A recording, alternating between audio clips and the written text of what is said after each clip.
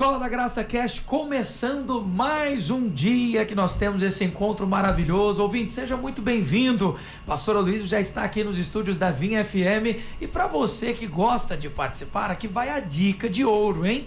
Muitas pessoas às vezes enviam mensagens para nós perguntando: você garante que a minha participação vai ao ar hoje? Então eu vou te dizer o que você vai fazer. Você vai primeiro enviar uma mensagem para o pastor Aloysio lá para interagir com ele lá nas redes sociais. Lembre-se de segui-lo no Instagram, @AloysioASilva. Você vai seguir o nosso pastor e também entrar no portal escoladagraça.com. É por lá que você pode continuar ouvindo palavras e sendo abençoado. No YouTube do pastor, não é demais dizer, se inscreva para também estar conosco toda semana.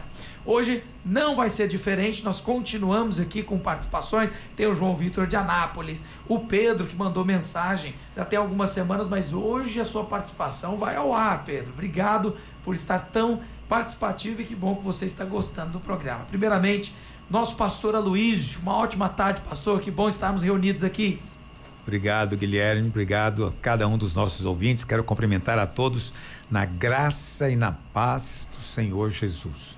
E a minha oração é sempre essa: que o Senhor conceda a você espírito de revelação, entendimento, para compreender com todos os santos qual a altura, a largura, a profundidade, a extensão do amor de Deus, que excede todo o entendimento. Aleluia. Agora eu vou ter que o senhor deu a bola, né? Na palavra o senhor diz como entender o que excede o entendimento. A gente pode explicar isso hoje, pastor? Pode. Então tá, então eu só vou cumprimentar os nossos pastores e o pastor já explica, porque isso foi o próprio pastor que pregou. Se você acompanha o pastor, você sabe o que eu estou dizendo. Mas primeiramente cumprimentar pastor Luiz Rigonato, pastor Tira Dúvidas da Rádio Vinha. Bem-vindo, pastor. Obrigado, Guilherme. Boa tarde aos ouvintes. Com certeza você vai ser muito abençoado, tá? Não somente ouça, mas compartilhe esse momento, avise outros irmãos, outros amigos para estarem conosco nesse momento agora, em que também serão muito abençoados, porque o pastor Aloysio, ele é sempre uma fonte muito rica de revelações, né? Há muito ouro e muitos tesouros. Pastor Aloysio tem a habilidade de compartilhar e revelar os tesouros escondidos de Cristo. Você vai ser muito abençoado. Aleluia. Pastor Arlão Oliveira, nosso pastor da Videira Recanto do Bosque. Isso. Que inclusive está ministrando nas redes sociais do Seminário Profético, né, pastor? Uma ótima tarde. Exatamente. É um prazer estar com você que está aí nos ouvindo, vocês que estão nos ouvindo. E tenho certeza que o Senhor vai ministrar algo no seu coração, você vai crescer em revelação, em sabedoria, do pleno conhecimento da verdade. Fique conosco e agora, aproveita, nesse momento, está iniciando o programa agora, manda uma mensagem, vai no seu WhatsApp, né? Manda uma mensagem aí para 20, 30 pessoas, para os seus grupos aí, que nós estamos começando o programa agora, para que outros sejam abençoados como você vai ser abençoado aqui hoje. E realmente, estamos falando sobre esse assunto, estou preparando aí, escrevendo um livro. Aleluia. E tenho certeza que vai ser uma ferramenta para abençoar e edificar o corpo. Glória a Deus, com certeza vai nos abençoar muito aqui, falar das profecias. Pastor Aloysio iniciou o programa lendo para você, na verdade lendo não, né? Recitando a palavra de Deus de Efésios 3:18. E eu não pude evitar, pastor, porque o senhor disse compreender o amor que é incompreensível. Como que está escrito na palavra? Quando a gente pensa que eu não entendi tudo do versículo, o senhor vem com a palavra nova. Não, o que está escrito é o seguinte: Paulo, ele ora, né, pelos Efésios, que é uma coisa maravilhosa, porque a carta aos Efésios é considerada a mais elevada. Né? E isso implica o quê?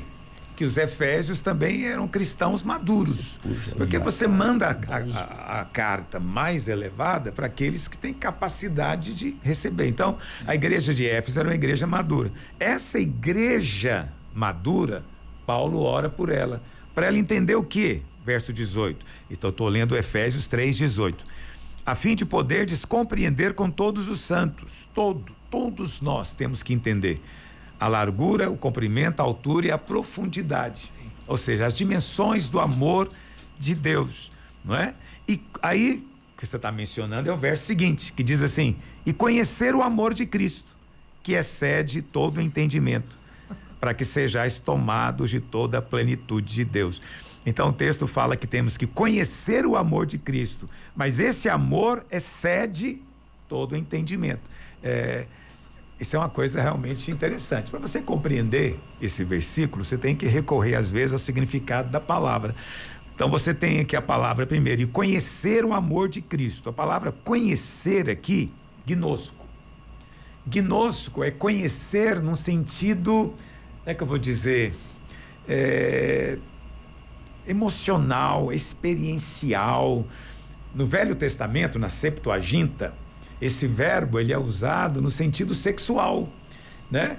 E então Jacó conheceu Lia. Sim. E esta concebeu, entendeu? Quer dizer, o verbo gnosco ali significa, na verdade, o próprio ato sexual. Uma relação íntima. Quer dizer, exatamente. O Rigonato fez a definição exata. Gnosco significa um conhecimento por experiência. Por experiência. Então, sentir, você tem que sentir.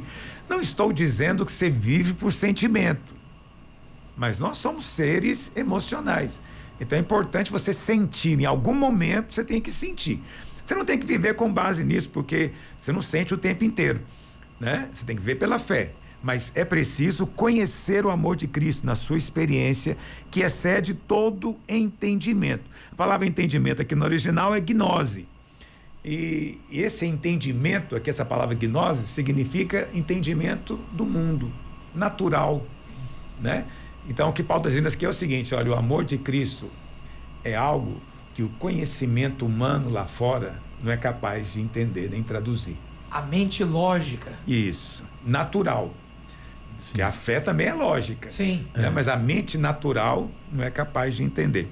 E o resultado é que você então vai ser tomado de toda a plenitude de Deus. Ou seja, você vai ser cheio de Deus. Agora, se você pergunta aí para um irmão, qualquer que seja, um pastor, né? Como é que você pode ser cheio de Deus? Vai usar o texto. Ele vai te dar uma fórmula. Não, você vai ser cheio de Deus se orar muito. Então, quanto mais você orar, mais cheio de Deus você vai ser. Eu não discuto isso, né? Outros vão dizer, não, você é cheio de Deus se você orar em línguas. Também não discuto. Outros dizem, não, você vai ser cheio de Deus se você vencer o pecado, né? Então todo mundo vai te dar alguma fórmula, mas eu nunca ouvi, e olha, eu tenho 37 anos de ministério, nunca ouvi um pastor dizendo que você vai ser cheio se entender que é amado. Verdade. Isso é. Mas é exatamente o que está escrito aqui. Paulo está dizendo que você vai ser cheio da plenitude de Deus se você entender o quanto é amado pelo Pai. O texto define isso, né, pastor? Essa revelação que tá aí, mas ninguém nunca explorou, nunca usou. O que aconteceu? Nós já lemos tantas vezes esse versículo. Eu, na verdade, tem até uma música do Jesus Culture famosa, né? Dizendo da largura, we wanna know how high. Essa música é famosa. E, no entanto, a gente não percebe que existe muita riqueza aí, né, pastor? Ah, não, mas eu não falei nada, A palavra de Deus, ela é maravilhosa, ela é um poço de água viva, né? O que são, vamos só, já que estamos falando disso aqui, né? O que são essas 4 dimensões? Elas têm um significado. Largura, comprimento, altura e profundidade. Isso. O que segundo o Evangelho, a largura é que atinge a todos. O amor de Deus não tem distinção, ele é para com todos e em todas as épocas. Aí depois vem o comprimento, eu me antecipei, né? O comprimento é que o amor de Deus é do começo até o fim, é de Adão até a volta de Jesus. O amor dele nunca muda, isso é o comprimento. Aí depois fala da altura. Jesus disse, ninguém desceu do céu. Perdão, ninguém subiu, senão aquele que de lá desceu. Só ele. Então, quem é o único que sabe a altura? É Cristo. Ele percorreu essa altura. A última dimensão é a profundidade. A Bíblia fala que na sua morte ele desceu as partes mais baixas ao Hades. Meu Deus. Desceu ao inferno. Então, essa é a profundidade. Ele se fez maldição no nosso lugar, tomou o nosso castigo e desceu até a região dos mortos. Mas lá ele proclamou a sua vitória, né? Então você vê, até meditando nessas palavras, nessas expressões, você pode ser enriquecido. A palavra de Deus é maravilhosa, mas é preciso ter disposição de meditar. Mas maravilhoso é estar aqui no Escola da Graça Cast, ô pastor. Que é isso? Que aplicação maravilhosa dessa comprimento, altura, profundidade. Eu não sei se o senhor tem mais coisa para dizer desse texto, mas assim, se eu não interromper, nós não vamos ter participação de ninguém, porque o pastor tem muita riqueza. Fala, não para, pastor. Se olhar a Bíblia, quantas vezes por dia, pastor? Olha, não funciona assim quantas vezes por dia, né? Normalmente eu tenho o meu momento devocional. Amém. Aí eu leio a Bíblia. Mas eu falo a palavra o dia inteiro. Glória a Deus. O dia inteiro. Eu falo, eu declamo, eu confesso. Né? Eu gosto muito de salmos, né? Então eu memorizo muitos textos de salmos, principalmente os proféticos. Salmos proféticos são os que eu mais gosto. E isso tem poder, né? Por quê? Porque esse versículo, por exemplo, você, à medida que você fala, você repete, ele vai ganhando dimensões na sua mente. As pessoas não entendem isso. Ele vai ampliando as dimensões. As aplicações. As aplicações. Né? Isso é algo poderoso. Então eu estava confessando hoje Filipenses 4, né? Paulo diz: não andeis ansiosos por coisa alguma. Antes sejam conhecidas diante de Deus as vossas necessidades pela oração, pela petição, pela súplica. E a paz de Deus, que excede todo o entendimento, guardará o vosso coração e a vossa mente. É maravilhoso isso. Então você tem que pegar o texto aí. Como é que eu confesso? Eu ponho na primeira pessoa. Então eu digo: eu não ando ansioso de coisa alguma. Não ando ansioso por nada. Eu não fico ansioso por necessidades, mas também nem fico ansioso porque eu tenho que pregar. Eu não fico ansioso por nada. Antes, eu apresento ao Pai minha necessidade. Aí eu estava meditando hoje, né? Estava falando com o Senhor. E o Espírito Santo mesmo falou comigo, falou: só isso que você pode trazer. Não espere trazer outra coisa. O que você tem para trazer é só a sua necessidade. É que tem muita gente que fica acusado, né?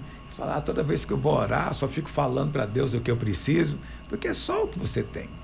O que você tem são necessidades. Então, traga a sua necessidade. Exato. Né? Não ande ansioso. E a paz de Deus vai guardar a sua mente e o seu coração. Então, o que guarda você? É a paz. Então, se você não está em paz, amigo, a sua mente não está guardada. Nem o seu coração. Está vulnerável. Agora, o que é essa paz? Essa paz é do descanso. Meu Pai vai cuidar disso aqui. Pastor, o versículo 19 do mesmo capítulo que o senhor referiu, 4, né? Ele fala assim que o meu Deus, segundo a sua riqueza em glória, há de suprir cada uma das vossas necessidades por meio de Cristo Jesus. O senhor falou, né? O que nós temos é necessidade. E Deus tem a provisão. Deus tem a provisão. É uma combinação perfeita, né? Se você reconhecer que aí você pega e chega diante de Deus, não precisa de nada. Meu Deus, que cria um problema. Aí você está igual a Deus, né? Porque o único que não precisa de nada é Deus. Né? Deus não precisa de coisa alguma. Ele existe por ele mesmo. Aí você chega diante de Deus sem necessidade, você não é gente. Você chegou como outra coisa, um anjo. Entendeu? Você não vai ter favor. Mas o favor é para aquele que traz o que tem. E o que nós temos é o não ter. O que nós temos é o não ser. Aí nós trazemos para Deus a necessidade. Aquele que é o eu sou. Se alguém pode questionar, pastor Luiz, porque a Bíblia também diz que bendito Deus e Pai de nosso Senhor Jesus Cristo, que nos tem abençoado com toda sorte de bênçãos espirituais nas regiões celestiais. Aí pode perguntar, então, Efésios 1:3. Efésios 1:3, né? Por que então pedir se eu já sou abençoado nessa medida, né? Não, mas a gratidão não tira o pedido. Entende? É que as pessoas pensam o seguinte: se eu estou agradecendo, então eu não preciso pedir mais. Não, mas não há contradição nenhuma. Eu posso te pedir um copo d'água e já te agradecer. De antemão. Né? E quando não, um copo d'água, você nem me deu ainda. Eu falo: grato, obrigado, hein? Obrigado pela sua disposição. Aí daqui a pouco o copo d'água chega. Então, eu pedi e agradeci. É de Deus. Mas Paulo diz claramente, o mesmo Paulo que escreveu Efésios 1:3, ele diz lá em Filipenses 4, faça conhecida diante de Deus pela petição e pela súplica todas as suas necessidades. Uau. Então veja, a gratidão é fundamental, mas gratidão não significa que você não pode pedir, meu Deus do céu. É porque as pessoas às vezes levam ao extremo um único versículo, sem entender o conselho de Deus, né? E essa é a frase: hoje eu não tenho nada para pedir, só agradecer. Aleluia, né? Você só tem a agradecer. Eu só vou te ser franco, eu nunca cheguei nesse dia. Olha, eu já tenho, vou fazer 60 anos. Não cheguei, nunca fiz essa oração para Deus. Nunca. Senhor, não tem nada para pedir. É incrível, eu sempre tenho. Eu sempre tenho. A nossa necessidade é o tempo inteiro. Mas também eu posso te dizer que eu nunca cheguei diante de Deus sem algo para agradecer. Amém. Amém. Por quê? Porque Ele ouve a oração. Né? Essa é a certeza. Mas essa história de que eu não tenho nada para pedir, só agradecer, isso aí é frase de... Oh, Deus, nem sei. Quando eu era mais jovenzinho, minhas filhas eram pequenininhas, eu não me lembro como era o nome disso, mas tinha umas figurinhas de umas menininhas, né, bem desenhadinha, e tudo vinha escrito: amar é. Lembra disso? É um cartoon, né? Você não lembra disso? Lembro demais. Aí tinha uma frase. Adesivo, isso mesmo. São os adesivos de amar é. Aí vem as definições. Aí tinha uma que era assim: amar é nunca ter que pedir perdão. Não lembra disso, não? Aí eu falava para minhas filhas: isso tá errado. A bonequinha é bonitinha, mas o que ela tá falando é dragão. É uma coisa demoníaca. Entendeu? Amar é exatamente o contrário. Sim. Amar é você pedir perdão. Entendeu? Quem não pede perdão é só Deus, porque Deus não erra, né? Então tem que ter muito cuidado com essas frases, né? Nada pedir, só agradecer. Mentira, mentira. Você é um safado mentiroso. Você tem muito que pedir, sim. Pede logo. Para com essa conversa. Jesus, na verdade, a gente não vê, você falou aí, eu lembrei. Não lembro nenhuma vez de Jesus nos evangelhos pedindo perdão por algo, né? Nem pode. Então tem coisas que você não vai encontrar no evangelho. Jesus não vai pedir perdão. Por quê? Porque ele nunca errou. Amém. Segundo, também ele não pede conselho. E nem aceita conselho. Entendeu? Então você vai encontrar ocasiões, por exemplo, Pedro chega para ele e fala: mestre, Jesus está contando que é para Jerusalém morrer. Está lá em Mateus 16. Aí Pedro diz assim: mestre, o que é isso? Isso de modo nenhum te acontecerá. Pedro queria dar conselho para Jesus. Aí o Senhor fala o que para ele? Arreda, Satanás. Sai de perto de mim. Você não dá conselho para Jesus, né? Na multiplicação dos pães, né? O pessoal chega para Jesus e quer dar um conselho para ele: mestre, despede as multidões. Não vamos ser francos, não tem bom senso isso?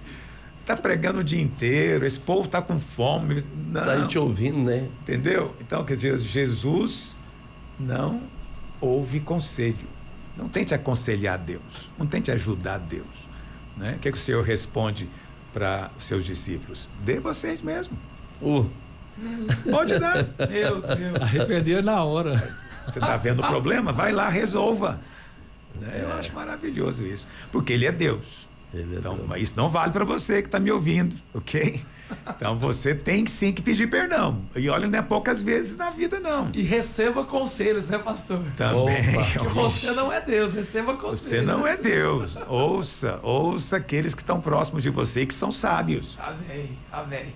Tem muita gente participando, então eu já vou puxar o João Vitor de Anápolis. Um abraço para os irmãos da nossa igreja de Anápolis e todos que nos ouvem também de lá. Pastor, graça e paz, eu tenho 21 anos e ainda não concluí meus estudos para poder entrar em uma universidade. Mesmo tão jovem, eu já tenho um negócio. Consigo, inclusive, ajudar a minha família dentro de casa. Tudo uma benção. Mas eu sinto que ainda falta algo mais. Eu tenho orado na busca de orientações e, às vezes, me sinto ingrato com Deus. Eu estou errado por ter esse sentimento, pastor? Essa insatisfação de sempre querer mais? Então, querer mais é errado? Assim, onde está o problema do querer mais? Eu acho que ele está sentindo assim: pastor, eu já tenho tanto e eu ainda peço mais para Deus. Talvez ele esteja confundindo isso com ganância, né? Então, a ganância realmente é pecaminosa, A Bíblia fala que aqueles que querem ficar rico rapidamente caem em muitos laços. Não diz que você não possa ficar rico devagar, mas diz que o rapidamente é sinal de ganância. Mas veja, querer mais é a base de todo o desenvolvimento. Entende? Por que que você tem um celular cada vez melhor?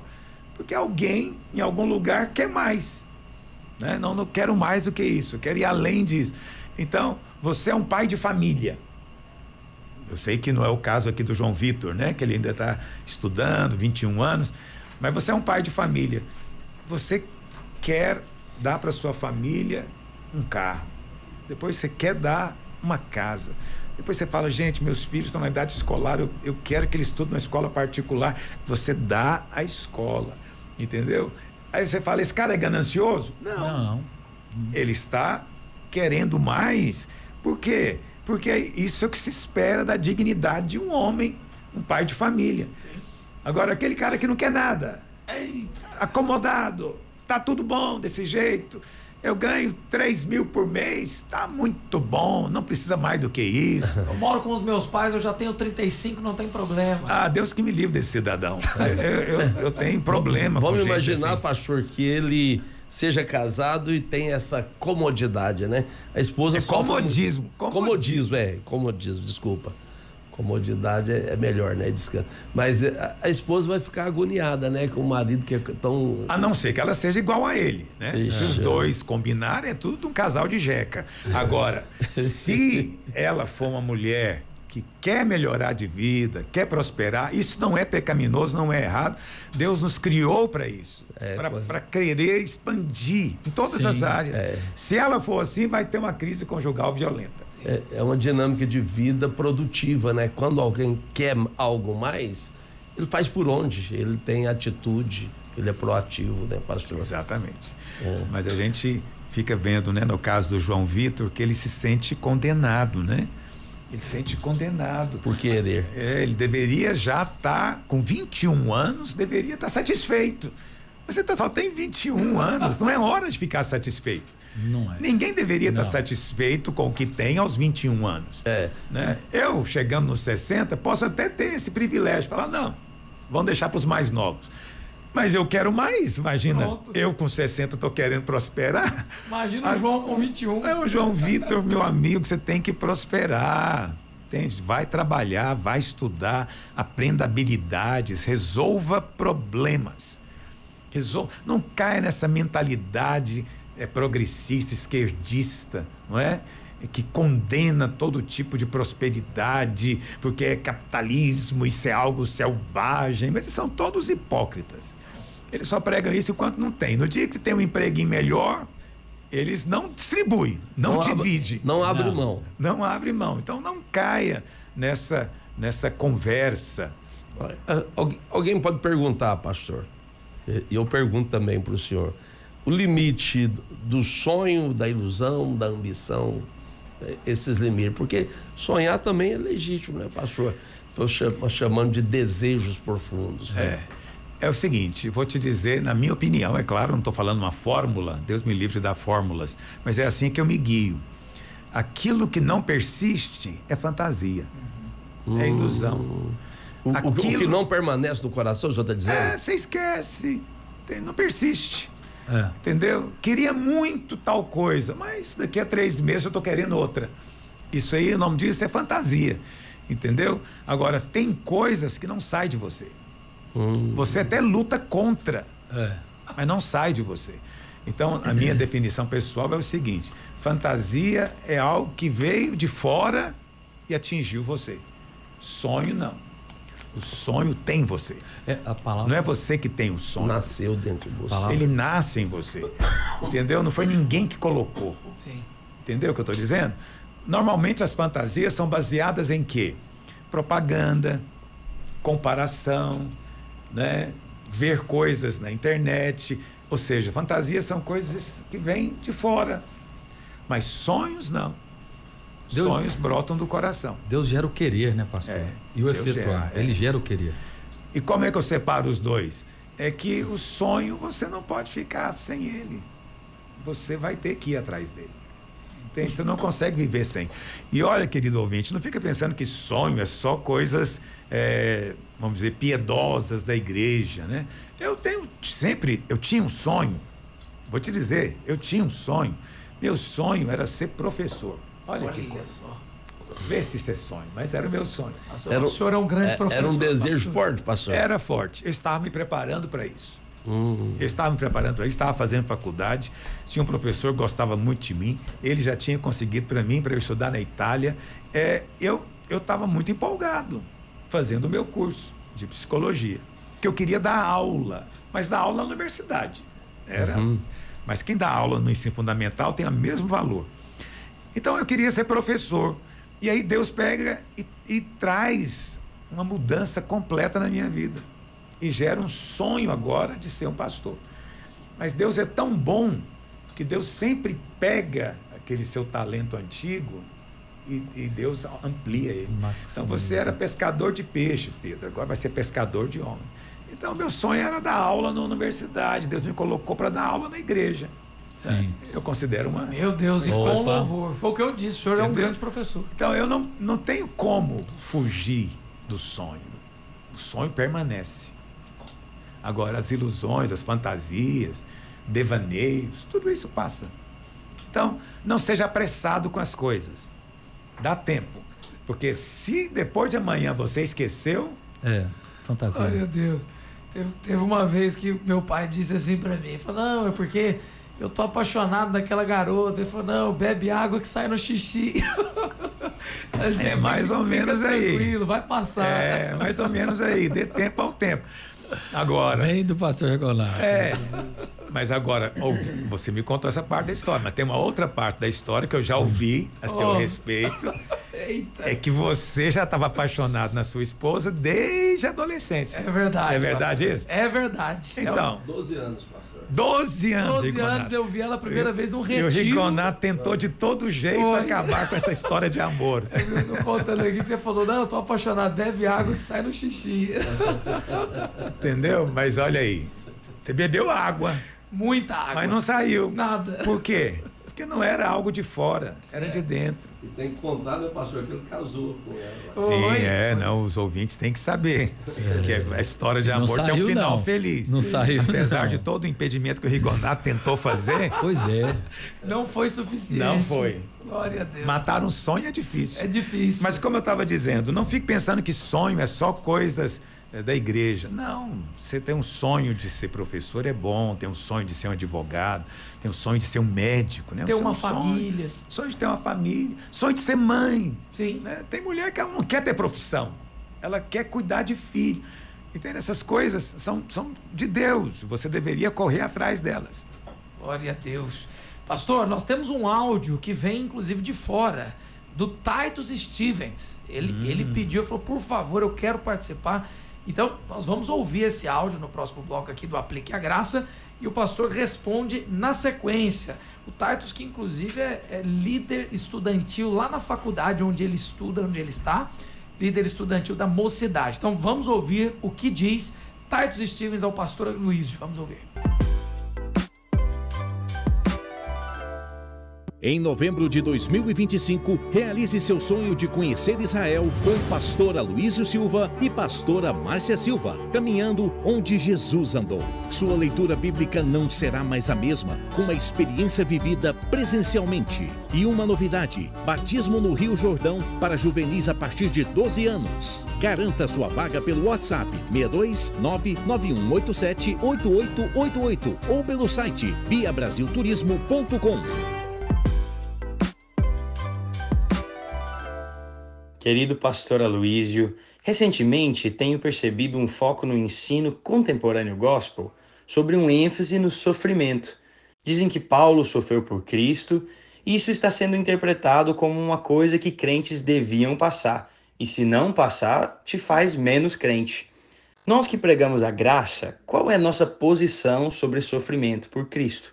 Deus permite a perseguição para o bem? Olá, querido Titus. O Titus é filho do nosso querido pastor Giles. E o Titus, ele estuda na Universidade Oral Roberts, que fica na cidade de Tulsa, no estado de Oklahoma, nos Estados Unidos. E é uma grande universidade evangélica. E ele é líder estudantil lá. É uma pessoa, eu admiro muito. E talvez nós não entendamos o que isso representa, mas representa muito. Né? Representa muito. Só dele estar nessa posição já ganha bolsa. Poxa. Quer dizer, já não paga. Você tem uma noção. Ele tem acesso a toda a liderança da universidade e todos os preletores que vão lá. Ele tem acesso às maiores cabeças evangélicas nos Estados Unidos. Está sobre milhares de alunos, né, pastor? Exatamente, tem uma influência grande e eu louvo a Deus porque ele está lá pregando o Evangelho da Graça. Bom, aí ele faz essa pergunta sobre sofrimento. Muito bem, tem 2 tipos de sofrimento. Tem o sofrimento que é resultado do pecado, da maldição. Eu não creio que Deus queira que nós vivamos nele. Então faça o que puder para se livrar dele. Né? Você tem uma enfermidade, tem um remédio que resolve, livre-se disso. Entendeu? Sim. Mas tem um outro tipo de sofrimento, que é o sofrimento realmente mencionado nas epístolas, que é o sofrimento por amor a Cristo. Esse sofrimento é inevitável. Paulo diz: todo aquele que quiser seguir a Jesus piedosamente será perseguido. Então é um decreto divino. Você vai ser perseguido. Em alguns lugares, a perseguição é mais psicológica, né? Pessoas fecham portas para você, não te dão emprego, não fala que não gosta de crente. Você sabe, você não pode falar mal de nada. Você não pode falar mal de nenhum tipo de pessoa, mas crente pode, né? Detonar com os crentes não é crime. Então, há perseguição em países que são assim. Há outros países em que a perseguição envolve sofrimento físico e às vezes até martírio. Sim. Por amor a Cristo. Então, Paulo diz lá em Romanos capítulo 8, que nós não fomos chamados só para crer. Fomos também chamados para sofrer por amor a Cristo. E Jesus disse lá em Mateus 13, que muitos recebem a semente, mas se escandalizam quando vem o quê? A perseguição. Escandalizam. Então, é muito sério isso. Então, o crente tem que aprender que a perseguição da fé faz parte da vida cristã. Faz parte do evangelho. Paulo diz que isso é um privilégio, ok? Agora, mesmo esse sofrimento, você não corre atrás dele. E se você puder correr dele, você deve fazer. Não precisa sofrer propositalmente, né, pastor? Porque aquela história, não, eu estou sendo perseguido por amor a Cristo, então eu não vou fazer nada. Não tem essa postura, entendeu? Paulo, por exemplo, você vê Paulo sofrendo muito, né, no livro de Atos. Mas lá no final, você vê que a postura dele mudou. Quando ele é preso, ele fala para o cara: escuta, você sabe que eu sou cidadão romano? Ele poderia simplesmente ser açoitado lá e ficar calado. Sim. Ele falou: você sabe que eu sou cidadão romano? Na hora que ele falou isso, todo mundo ficou com medo, porque você não podia açoitar um cidadão romano. E aí bajularam ele, colocaram ele lá para fora e tal. Então você vê, Paulo... ele aceitou tudo, né? Claro, Paulo usou da cidadania romana para impedir de sofrer. Nada de errado, entendeu? Agora mesmo nós estamos com um problema muito sério lá em Moçambique, né? O país está na beira de uma guerra civil. Misericórdia. Há muita agitação social. O que eu fiz? Tirei os nossos missionários que estão lá, levei-os para a África do Sul. Por quê? Porque eu não quero que eles sofram. Entendeu? Mas eles foram chamados. Sim, mas a perseguição veio. Quando a perseguição vem, você foge, né? Então, quando você é missionário e estrangeiro no meio de uma situação dessa, você fica muito vulnerável. O próprio Cristo teve momentos que tentaram pegá-lo e não era o momento dele. Ele saiu. Ele não deixou ser entregue. Então, essa postura é fundamental, Titus. Nós sofremos sim por amor a Cristo, não tem como fugir disso e nem preciso pregar também. Vai acontecer. Esse é um fato da vida espiritual. Tudo que Cristo sofreu. Mas estando ao seu alcance, né, fuja dele. Pastor, a igreja, por exemplo, falando sobre sofrimento, né? Eu ouvi um pastor afirmando isso de maneira categórica, né? E ele, na afirmação dele, ele diz: olha, assim como a igreja primitiva nos primeiros séculos sofreu uma perseguição feroz. Aí ele fala assim, a igreja atual, né, que é uma igreja moderna, é uma igreja acomodada, é uma igreja gorda, ela terá que passar pela grande tribulação. Isso é inevitável. Para conferir com o que aconteceu no início, as perseguições contra a igreja, então nós teremos que passar pela grande tribulação. Como que é isso, pastor? Eu gosto de escatologia. Bom, isso parte de um princípio bíblico que é até correto, né? O sol faz a planta crescer. A perseguição te faz amadurecer. Então, eu não creio que toda a igreja vai estar aqui na época da grande tribulação. Mas me parece muito claro que uma parte vai estar. E essa parte que estará aqui, ela não vai sofrer a ira de Deus. Por quê? Porque são crentes. Mas vão sofrer a ira do dragão, a ira do diabo. Então a perseguição, o martírio vai ser muito grande. A perseguição da besta. Aí fica a questão, né? Por que esse pessoal tem que passar por isso? Porque Jesus tem que voltar para uma noiva madura. Crianças não se casam. Preciso crescer para casar. Todos irão amadurecer. Né? E aí o que acontece? Nós cremos então que o arrebatamento tem dois momentos. Tem um primeiro momento antes da grande tribulação, que é como se ele estivesse pegando as primícias. Ou seja, os que ficaram maduros antes da colheita. Os temporãos. Então não é a maioria. Aí depois, no final da grande tribulação, quando Jesus voltar nas nuvens, vai enviar os seus anjos que vão arrebatar agora os outros. Então é isso que nós cremos. A igreja alguns vão ter sim que passar. Mas não é a vontade primária de Deus, né, pastor? Que passemos, sofrimento? Que passemos pela grande tribulação? Não. Deus gostaria que todos amadurecessem. Isso. É o que eu te disse, né? A grande tribulação tem dois lados. Tem a ira de Deus e a ira do diabo. Então a ira de Deus não pode vir sobre o crente. Mas a ira do diabo vem. E eu sei que é chato falar isso, mas é sim a vontade de Deus que você sofra por causa da sua fé. Porque isso vai resultar em glória para você. Paulo diz sobre excelente glória. Deus quer que você seja glorificado num nível muito mais elevado, né? A recompensa, o galardão muito maior para você. Então, sofrer por amor ao Senhor tem que ser motivo de regozijo. Jesus disse o quê? Bem-aventurado. Quando você passar, bem-aventurado os perseguidos, né?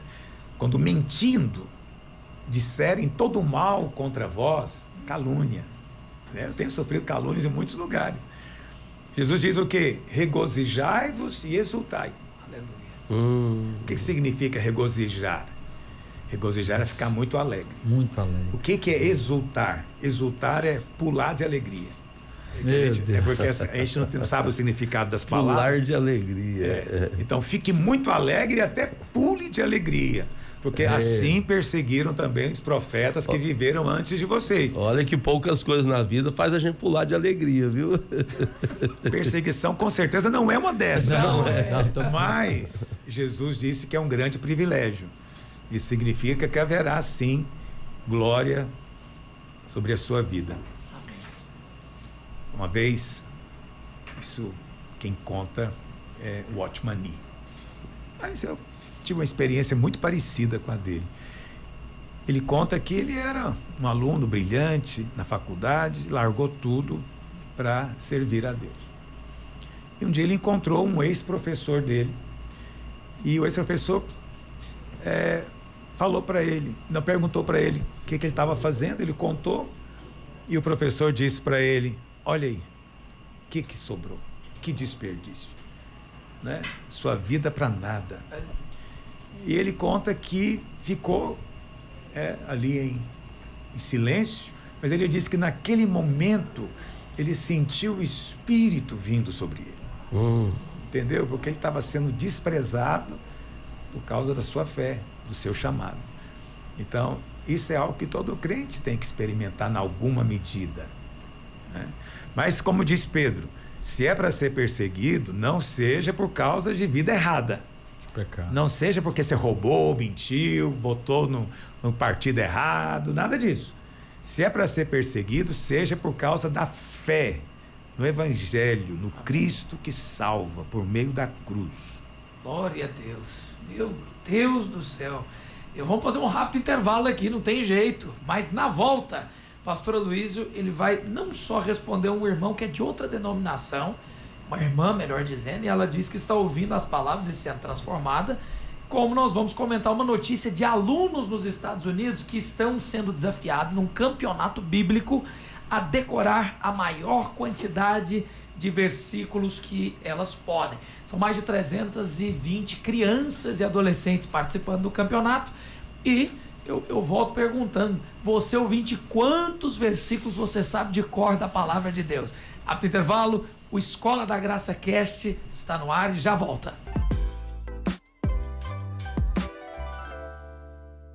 De volta no Escola da Graça Cast, você que está nos acompanhando pelo YouTube, pela Rádio Vinha, de todos os lugares, seja muito bem-vindo.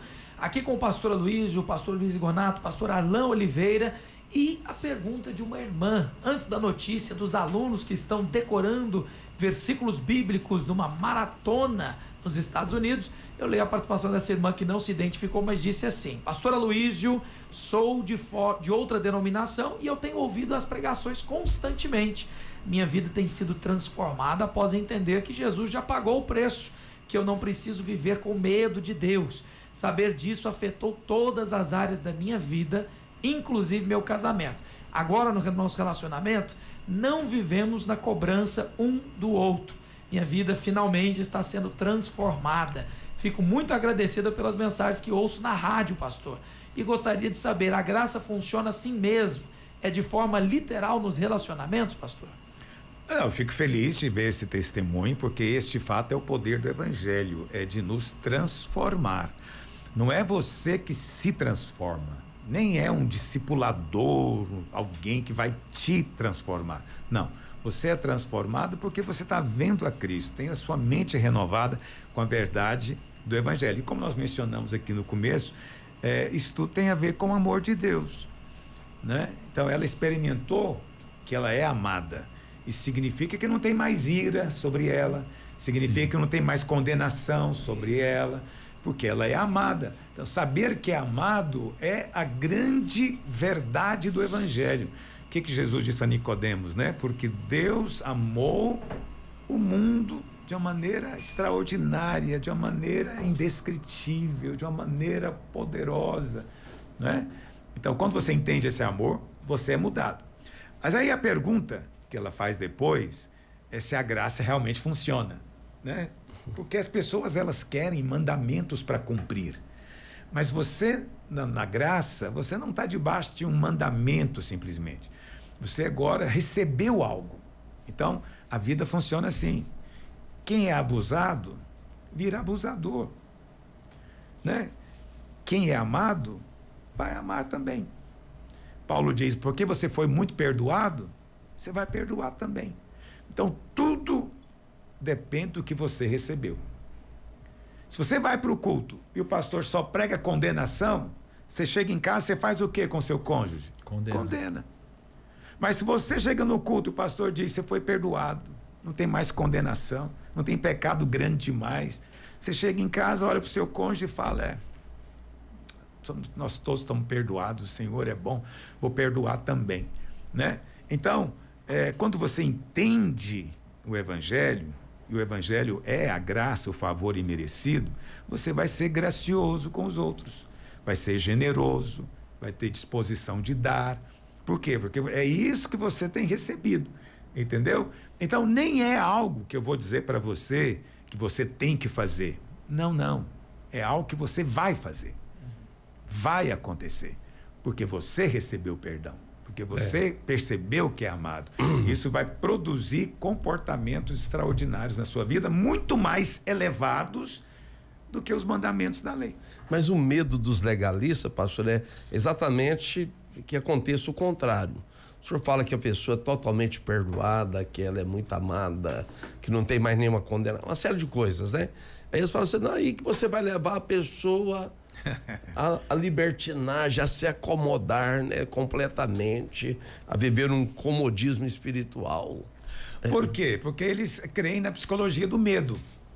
Então, a psicologia do medo é a psicologia que é usada em toda ditadura, em toda tirania que já houve nesse planeta. Eles acreditam piamente que é isso que funciona. Então, tudo é pelo medo, né? Então, você obedece pelo medo, você faz pelo medo. Não é o que você queria fazer, mas você vai fazer por causa do medo.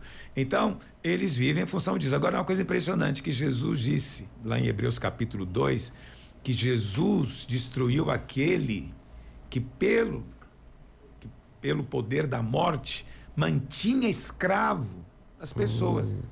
Como é que o diabo escraviza? Pelo medo. Aí chega no culto, o pastor quer que as ovelhas sejam guardadas pelo medo. É a mesma ferramenta do A mesma diabo. ferramenta. Quer dizer, Jesus, ele pastoreia igual o diabo? Não pode ser. Não é verdade? Pastor, e acredito que uma vez a nova natureza, ela é totalmente avessa ao medo. O Senhor nos ensina, né? O verdadeiro amor lança fora todo medo. Então, na nova natureza, nós temos que conhecer esse amor, né? Essa dimensão do amor. E quanto mais conhecemos, menos medo. Então, realmente, Deus não governa com medo, né? Não nos governa colocando, né, medo no nosso coração. Então, mas voltando a essa questão, então muita gente é sincera, eu não questiono isso. Na sua sinceridade, ele acredita que precisa todo domingo assustar as pessoas, aterrorizá-las, né? Com medo do inferno, ou com medo da ira de Deus, ou com medo de demônios atacá-la, alguma maldição, alguma praga, ela está sempre com medo. E aí, para não sofrer essas coisas, ela então procura obedecer. Mas se acontecer alguma coisa, é porque você desobedeceu. Aí a pessoa fala, mas eu nem sei onde eu desobedeci. Onde foi que eu desobedeci? Eu não sei. Aí tem que fazer todo um levantamento, né? Pode ter sido uma maldição hereditária. Você não pecou, mas seu pai pecou. Aí você fala, estou perdido, não vou escapar dessa praga. E nós vamos sempre achar alguém que errou, né, pastor? Se você sempre procurar, vai encontrar. Aí as pessoas perto de você, te veem passando por essa luta, elas falam, deve ter pecado na minha vida também. E aí eles ficam o tempo inteiro focados em si mesmos, olhando para si mesmos, tentando se aperfeiçoar, tentando eles próprios serem aceitáveis diante de Deus. Isso não é cristianismo. Cristianismo é você olhar para Cristo. E o suposto pregador, ele chama essa advertência do medo como zelo. É terrível, né? E aí, quanto mais medo você passa nas pessoas, mais você é tido como sério. Como zeloso. Não, essa pregação do pastor Luiz, me acusaram isso já várias vezes, né? Isso aí é sorvete. Eita. É claro que existe a graça. Eles não negam, porque não tem como negar. Senão eles não são crentes, né? É claro que tem a graça, mas a graça é leite. A graça é leite. O que é comida sólida na cabeça deles? É ganhar porretada. Entendeu? É lei. Entendeu? Então, assim, santidade é superior. A graça é comida de criança. Mas é exatamente o contrário. A graça é uma comida tão sólida que poucos conseguem receber. Mas quando você recebe, a santidade segue. Sim. Entendeu? A graça é a raiz. A santidade é só o fruto de uma raiz certa. Entendeu? Porque Deus não quer simplesmente que você faça ou deixe de fazer algo porque é uma proibição. Deus quer mudar dentro de você. Entendeu? Então eu não deixo de roubar porque é uma proibição simplesmente. Não, eu não sou ladrão. Eu tenho um pai que me dá, né? Eu não estou lá fora, né, pulando o carnaval. Não é porque eu sou proibido de fazer e se eu for vai ter um demônio que vai entrar na minha vida. Não, eu não quero. Entende? Não é o que eu quero, não me sinto bem, não é a minha natureza. Então veja, Deus quer mudar a sua natureza. E não simplesmente dar mandamentos, ok? Isso é Velho Testamento. Então, pastor Rigonato, na minha opinião, esses pastores, eles falam isso porque eles não creem no poder do novo nascimento. Não creem. Eles acreditam que a pessoa só muda de religião, mas por dentro continua a mesma coisa que sempre foi. Mas isso é falso. Existe novo nascimento, mudança de natureza. E isso resulta em algum momento em mudança de comportamento. Então, nós chamamos de transformação, né, pastor? Exatamente. Profunda, de natureza. Um versículo que o senhor menciona muito Eu me alimento muito desse versículo, Romanos 6,14. O pecado não terá domínio sobre vós, porque não estáis debaixo da lei, sim da graça. Mas as pessoas invertem, né? Elas acham que a graça é que faz você ir para o pecado. Mas aqui o texto diz claramente que a lei não é a graça. A graça, na verdade, é a garantia de que você é livre, não é? E, no entanto, pessoas se levantam para falar o contrário. A força do pecado é a lei. Pastor, a gente não encontra na natureza nenhum leão passando vontade de comer capim, né? Pois é. O leão não sente necessidade. Não é a natureza dele, né? Não é a natureza dele. Então, nós temos que crer também que o novo nascimento é uma mudança de natureza. Eu não quero mais aquela carniça que eu comia. Eu quero comer o filé mignon agora. Mudou minha natureza. Algo aconteceu comigo, não é? Agora, ninguém chega na igreja adulto, na fé. Você chega bebê. Perfeito em Cristo, mas ainda tem que ser aperfeiçoado. Esse é um mistério, né? Como é que é perfeito e tem que ser aperfeiçoado? Não tem as coordenações espirituais maduras. É um bebê. O bebê, quando nasce, é perfeito? É. Mas não escreve. Não só isso. Ele é perfeito, mas não tem dente. Ele é perfeito, mas não nasceu cabelo. Entendeu? Ele é perfeito, mas não aprendeu a andar. É perfeito, mas não sabe falar. Entendeu? Se você der bobeira com ele se suja com cocô. Pois é. É perfeito, mas não sabe segurar os esfíncteres. Como é que são as coisas? Então, é perfeito. Nasce perfeito. Mas precisa ainda de ser aperfeiçoado. Só que esses religiosos não têm paciência com criança espiritual. Não tem. Não. Se você sujou a fralda, você não é crente. Se fosse crente, não estava sujando. Não, limpa. Limpa que ele vai aprender. Né? Não fica bravo com seu filho. Outro dia eu brincava isso, nem sei, esqueci qual situação. Porque tem pai, tem mãe que fica nervoso quando a criança faz cocô na fralda. Antigamente a coisa era grave porque era tudo de pano, né? Agora com essas fraldas modernas, né, não tem tanto drama, mas mesmo assim o pai e a mãe quer se livrar. E aí fica exortando a criança, você não pode fazer, não faça mais isso.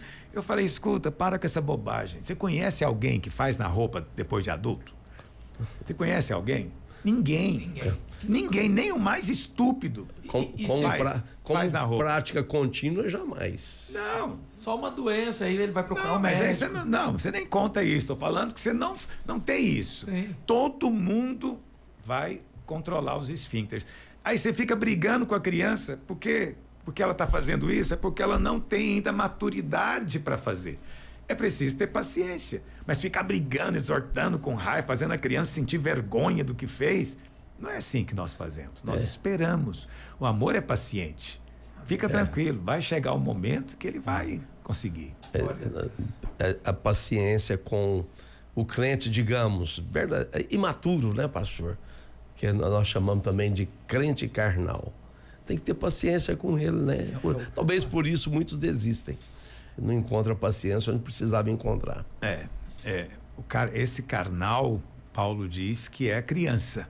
Paulo diz aos Coríntios, né? Não pude falar com vocês como adultos, porque vocês são crianças. Vocês são carnais. Então eu tive que dar leite para vocês. Então isso mostra a paciência de Paulo, o amor cuidadoso dele. Glória a Deus. Glória a Deus.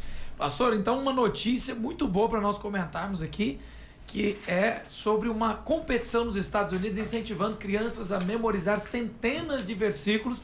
Eles estão viralizando, já estão na 16ª edição do concurso nacional de recitar passagens da Bíblia de cor. Olha só. Então, se chama National Bible Big Game Show, e esse desafio é o seguinte: o adolescente ou criança precisa decorar a maior quantidade de versículos que ele conseguir recitar. Então, nós temos aí um garoto, o Daniel Chu, menino de 9 anos do Texas, que foi vencedor esse ano na categoria primária, que conquistou a vitória recitando tranquilamente 19 versículos, e aí ele coloca aqui de Romanos 12, e na verdade, pastor, eu até aproveito aqui, porque são 350 palavras que ele decorou da passagem. Mas uma pergunta, o senhor também tinha o costume de decorar versículos na sua infância, pastor? Olha, eu me converti aos 12 anos. E logo que eu me converti, eu me converti numa igreja bem tradicional, mas tinha muita coisa interessante. divertida. Uma das coisas que tinha lá eram as gincanas. Uma vez por ano, normalmente em julho, tinha gincana. E todos eram convidados, mas é óbvio que a maior parte eram os jovens, né? Aí dividia-se em 2 grupos. Esses grupos criavam um nome, um slogan, tinha uma série de tarefas. E aí vinham as competições. E uma das competições, que era assim, vamos dizer, mais concorrida, era de memorização da Bíblia.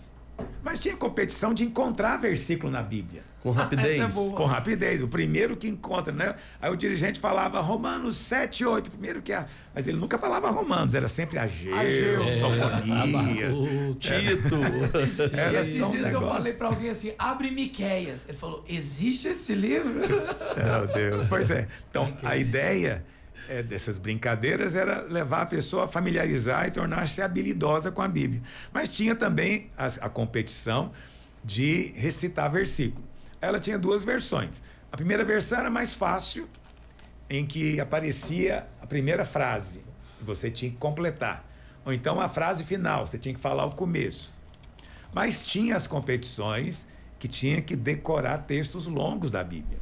Então eu decorei todo o Sermão da Montanha, decorei uns 30 salmos, decorei Romanos, 1 Coríntios 13, Efésios 1, esses capítulos clássicos da Bíblia, e a gente decorava tudo isso, né? E naquela época, né, havia uma sensação escatológica muito mais forte do que hoje. E hoje tem, hein? Sim. Mas na época tinha mais. Por quê? Porque a gente achava que o ano 2000 é que era o fim do mundo. 2000 era a data. Então a gente estava em 1980, rapaz, só tem mais 20 anos. O pau vai quebrar, né? Então havia todo esse receio. Aí um dia o pastor chegou e falou: olha, irmãos, a Bíblia fala que vai ter perseguição antes da volta de Jesus, o ano 2000 está chegando, então nós vamos fazer o seguinte: se tiver perseguição, o que vai acontecer? Vão tirar a Bíblia.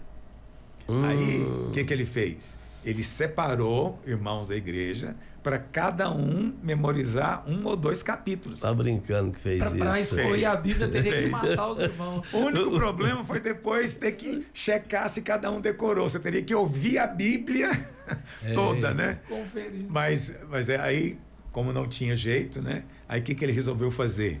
Vamos fazer uma Bíblia manuscrita. E aí comprou lá centenas de cadernos pautados. E aí os irmãos se revezavam copiando a Bíblia. Os escribas modernos. E aí, obviamente, né, deu uma pilha desse tamanho, né, da Bíblia, escrita à mão. Mas tudo isso fazia parte daquele tempo, a forma como a gente divertia e aprendia a palavra de Deus, né? Então eu fico feliz que haja isso também nos Estados Unidos. É uma competição ótima, né? Deveríamos criar algo parecido aqui. E pastor, uma pergunta, porque muitas pessoas demonizam essa Bíblia que não é de papel, né? Falam, olha, se você tem só Bíblia no seu celular, você não é crente de verdade. Mas é importante dar peso à palavra, como o senhor sempre tem nos ensinado, e também assim, aprender a ler, se seja no celular, no tablet, na Bíblia de papel, tem que ter o costume, né, pastor? Olha, você falou 2 coisas aí. Então, primeira coisa, quer dizer, você mostra que você é crente através do papel. Quer dizer, então, porque eu tô com a Bíblia de papel aqui, então agora eu sou uma pessoa legítima, genuína.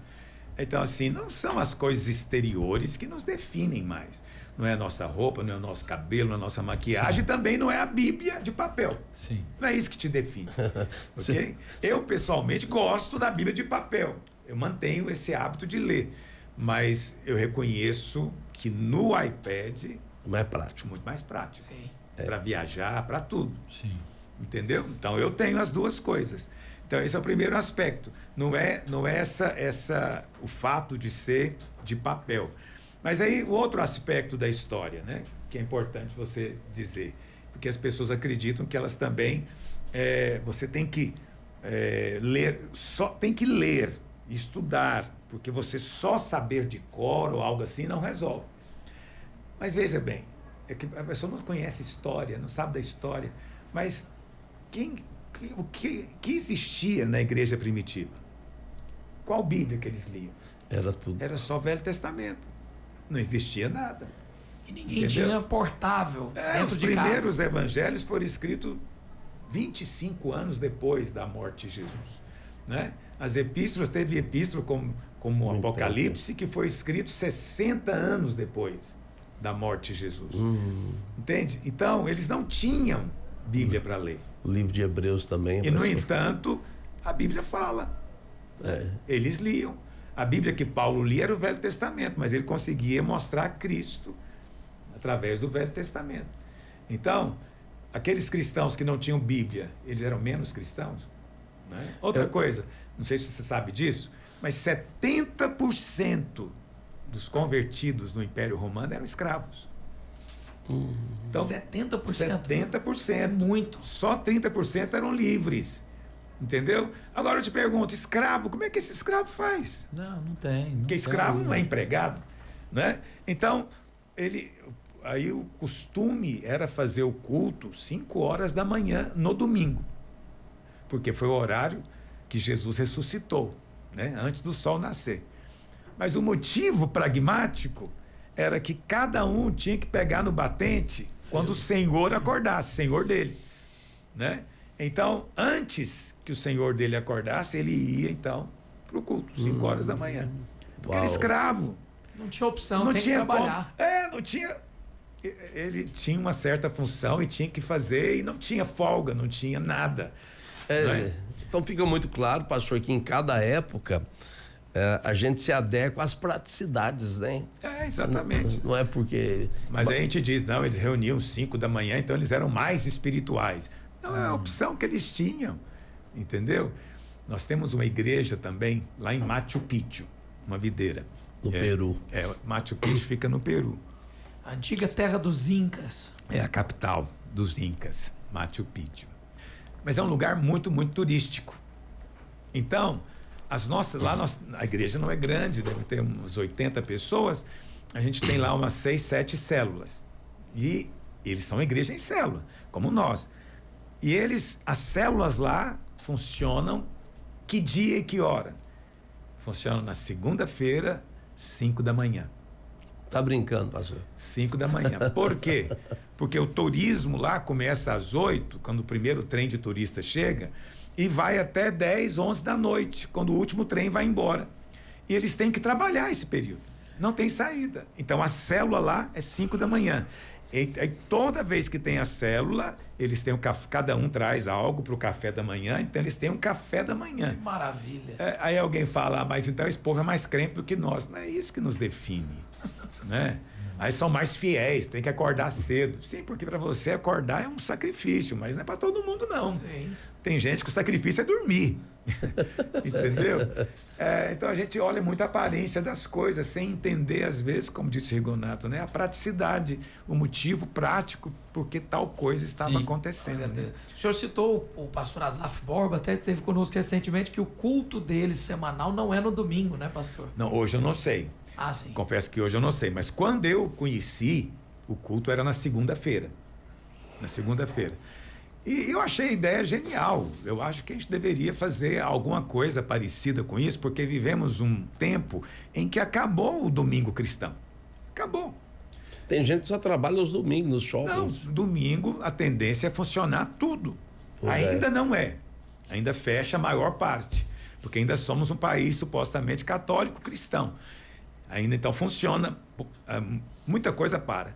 Mas muita coisa funciona. Essas pessoas, às vezes, não têm como ir no culto domingo.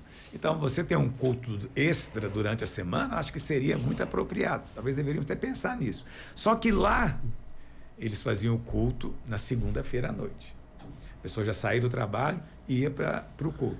Por quê? Em Porto Alegre, né, pastor? Por que na época eles faziam isso? Porque eles não queriam se identificar com religiões. Religião é domingo. Nós não. Nós somos livres. Qualquer dia é dia do Senhor. Na época eu achava isso sensacional, né? Mas hoje também eu entendo que os dias não nos definem. Se você guarda domingo, se você guarda sábado, não é isso que te define mais no Evangelho, né? Em Cristo. Sua identidade é outra. Aleluia. Vamos caminhar para o final do Escola da Graça hoje com a participação do bloco Veja a Graça. A gente sempre separa participações diferentes das outras. E essa, pastor, vem de um rapaz que está com medo da morte porque falhou em alguns dízimos. Ele diz aqui sobre Ananias e Safira. E o dízimo, ele diz o seguinte, pastor, sim, a Helena, ela está dizendo, ouvi a pregação sobre os Atos dos Apóstolos que mostram a história de Ananias e Safira, que morreram após pegarem o dinheiro da venda de uma propriedade para si. Tem pregadores usando essa passagem, amedrontando os irmãos sobre o dízimo. Pastor, como isso funciona? Se eu não dizimar, a ira de Deus cai sobre mim? Então, eu expliquei isso hoje, vou repetir, né? Deus não quer que você faça nada porque é um mandamento. Deus quer que seja fruto da sua natureza. Então, veja bem, vamos supor que tem um mandamento de dar um beijo em Deus. Mas você não está com vontade de dar um beijo. Mas você tem que cumprir o mandamento. Você vai lá e dá o beijo. O nome disso é religião. Entendeu? Religião. O que você queria mesmo era não beijar.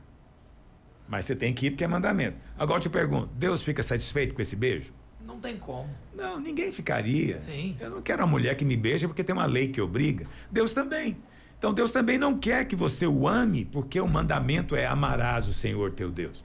Deus quer conquistar o seu coração. Amém. Aí quando ele te conquista, você o ama sem saída, você não tem alternativa. Sim. É irresistível. Entendeu? Então, no lugar do beijo, põe o dízimo. Isso. Entendeu? Você tem que dar o dízimo?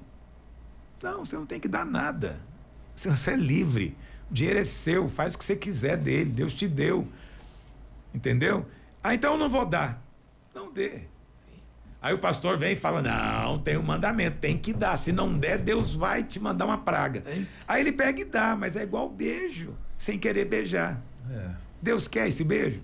Não, Deus não quer. Deus não quer. Aí você fala, então ele não tem que dar o dízimo? Não, não tem. Mas muitos vão dar. Por que eles darão? Porque eles querem fazer. Gratidão. Eles querem fazer. Eles querem expressar, eles querem ajudar. É um fruto, eles né? querem cooperar. Aí Deus aceita. Porque Deus ama a quem beija com alegria. Aleluia. Mas Deus não gosta de beijo com má vontade. O dízimo não sei se você está entendendo. Estou falando aqui em mistério. Em mistério. Pastor, o dízimo, como o senhor falou aí, é como um fruto. O dízimo apropriado tem que ser um fruto. Fruto da revelação, fruto da gratidão. E não uma obra. Bom, aí você citou o exemplo de Ananias e Safira. Isso. Né? Tá lá em Atos capítulo 5, se você quiser ler na sua Bíblia. E aí, o que aconteceu? Né? Ananias e Safira, eles queriam participar também, como todo mundo estava fazendo. Barnabé vendeu tudo, entregou o dinheiro para os apóstolos. Eles também venderam a propriedade. E em vez de entregar tudo, entregaram só uma parte. E disseram que entregaram tudo. Isso então foi um pecado para a morte. E aí muita gente gosta de usar esse texto para ameaçar os irmãos, né? Mas eu vou te dizer uma chave para você agora. Você vai ter que pesquisar na sua Bíblia. No livro de Atos, todas as vezes que fala de um crente, chama ele de discípulo. Discípulo. Mas quando não é crente, não chama. E Ananias, olha o que diz em Atos 5, verso 1. Entretanto, certo homem, chamado Ananias. Não chama ele de discípulo. Sim. É só um homem. Então essa é a prova de que não era nascido de novo, convertido. Por que ele morreu? E agora eu vou contar um negócio para você. Eu não ameaço crente. Não. Mas eu ameaço pessoas que estão dentro da igreja, que não se converteram e que querem tirar proveito da igreja. Essas aí eu advirto, cuidado. Entende? Ananias e Safira queria tirar algum proveito da igreja, mas não eram crentes. Então, é possível hoje pessoas virem para a igreja, não, isso que estão aqui, que legal, que tem muita gente, eu posso ganhar isso, ganhar aquilo. Então, eles podem vir também com intenções? Podem. Outras não nasceram de novo. Tem sérios riscos. Tá tocando no que é de Deus, né, pastor? Por quê? Porque Deus cuida do evangelho, Deus cuida da graça, Deus cuida da igreja, entendeu? Agora, a maior parte da bagunça que a gente vê não é descrente. É filho fazendo bagunça mesmo. É menino fazendo bagunça, é criancice. Sim, sim. Precisa de um pirulito. É a maior parte dos problemas. Mas tem os aproveitadores também. Mas eles existem. Os aproveitadores existem. Sim. Que são Ananias e Safira. Esses podem vir até a morrer.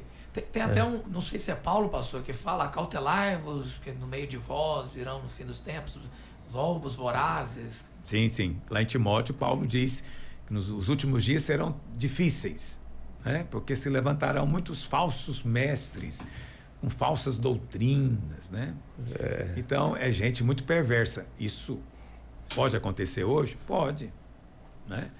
Mas nós devemos vigiar. Pastor, e também tem uma questão de nosso Deus, ele também ele trata de maneira proporcional. A quem muito é dado, muito recebe. E aqui havia um mover de Deus, né? Havia um mover de Deus na igreja, né? E o Espírito movendo de uma maneira tão extraordinária. Então acaba também que ele tocou na igreja e tocou num momento muito ruim. Tem esse lado também, né? Tem esse lado também. Quando você lida com ovelhas que são sinceras, gente dócil, mas você não é pastor, você é mercenário, muito cuidado. Porque por amor dessa ovelhinha, Deus remove o mercenário. Porque a gente tende a ficar com dosinha sentimental de Ananias e Safira, né? Parece que foi algo muito grave para algo aparentemente que não foi tão relevante assim. Ou seja, uma punição muito grande, né? Tentou matar uma barata com um tiro de espingarda. Isso. Pastor, talvez. Tem a questão também da autoridade apostólica em evidência de Pedro, né? Uma unção, eu não sei, mas tem algo muito específico, muito especial naquele momento que a igreja vivia. Eu creio nisso, você e o Arlan estão dizendo, né? Havia sim um mover de Deus e há sim uma autoridade apostólica diferente, né, da autoridade de qualquer outra pessoa. E isso tudo está escrito para nossa advertência. Entendeu? Por quê? Porque Deus fez questão de usar Pedro. Né? Se Deus falasse para mim, quando ele chegar, você fala para ele que vai morrer. Agora, pastor? Puxa vida, né? Mas Pedro obedeceu. Né? Quando a mulher chegou, e nem foi ao mesmo tempo, Pedro ainda ficou esperando. Falou, puxa, vai chegar a mulher agora. Né? E aí Pedro tem que falar para ela, foi assim, fulano? Fulano falou, foi, pois é. Deu a chance para ela. Você vai morrer igual o seu marido, os que levaram o corpo dele vão levar o seu. Ela cai morta também.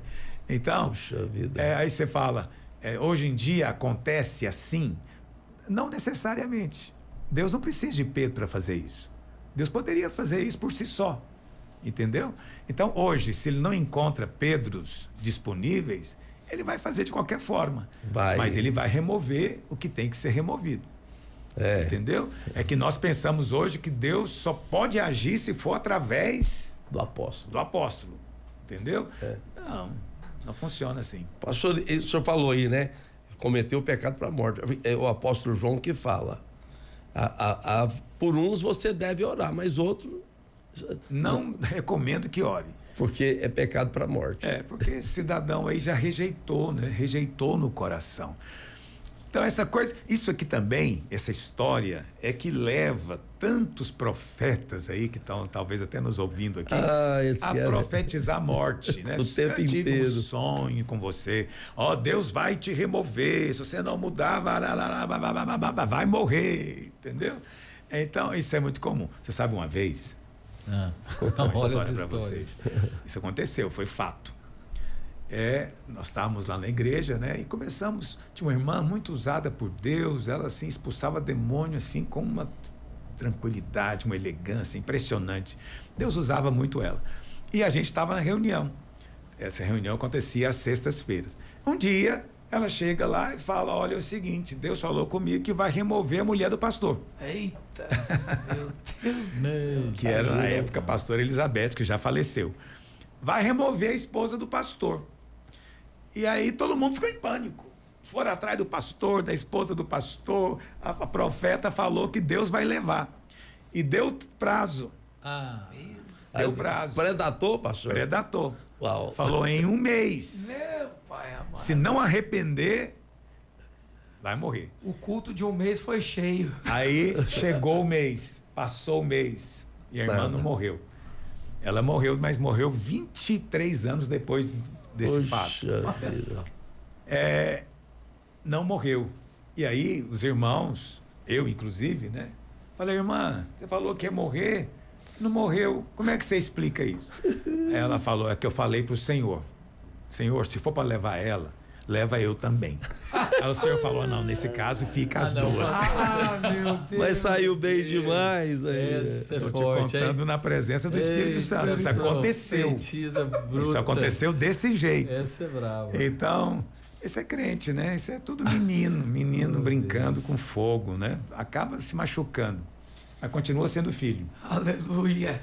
Eu espero que a Helena que participou e perguntou esteja completamente inteirada do pastor Luiz respondendo aqui. Ouvinte, chegamos ao final desse episódio. Que bom que você está conosco até agora. Faça o que o pastor Arlan disse no início do programa. Encaminhe para alguém que precisa ouvir e ser abençoado. Cumprimentar aqui e agradecer os nossos pastores. Pastor Luiz Rigonato, forte abraço e até o próximo encontro com o nosso pastor. Até o próximo programa de muita edificação. Fui muito abençoado, né? Ouvindo sempre, cada vez que a gente ouve o pastor Aloysio, a bênção ela é certa. E você que está ouvindo, esse programa vai ficar gravado nos canais do YouTube, da rádio, do próprio pastor Aloysio. Encaminhe para outros, né? Compartilhe isso, porque certamente, como foi dito, outros serão abençoados. Uma boa tarde a todos. Aleluia. Pastor Arlan Oliveira, um forte abraço, pastor. Fica o convite para quem quiser aprender a profetizar. O senhor está numa jornada lá no Instagram. Isso, mas vou estar escrevendo um livro, acredito que até janeiro, fevereiro a gente está com um livro aí para edificar os irmãos. E eu que agradeço estar nessa mesa aqui, aprendendo com o pastor e a vida sendo liberada, né? E recomendo você, né? Marca aí no seu celular para despertar toda